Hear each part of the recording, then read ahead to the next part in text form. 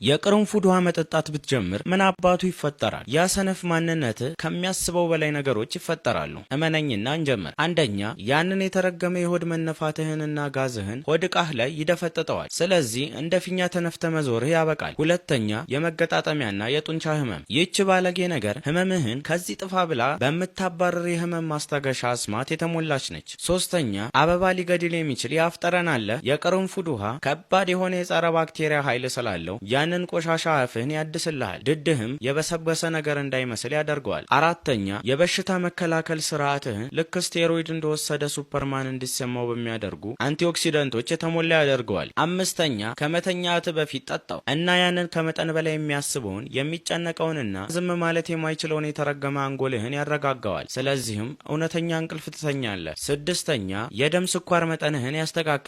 ይሄ በተለይ አመጋገብህ 90% ዶናትና ሌላ አሽቃባጭ ነገር ከሆነ በጣም ምርጥ ነው። ሰባተኛ፣ ያንን የማይረባ ሰውነትህን ከመርዝ ያጸደዋል። መርዛማ ነገሮችንና ጥገኛ ተዋሲያንን ጠራርጎ ያስወጣል። ጉበትህም ያን ያህል እንዳይጠላህ ይረዳዋል። ስምንተኛ፣ አክታ አለብህ። የቅርንፉድ ውሃ ያንን ጉድህን ያጸደዋል። ስለዚህም በመጨረሻ እንደ አህያ ሳታናፋ በስርዓት መተንፈስ ትችላለህ። ስለዚህ ማይረባ ሰውነትህ የበለጠ ለማወቅ ዶክተር አበሻን ፎሎ አድርግ።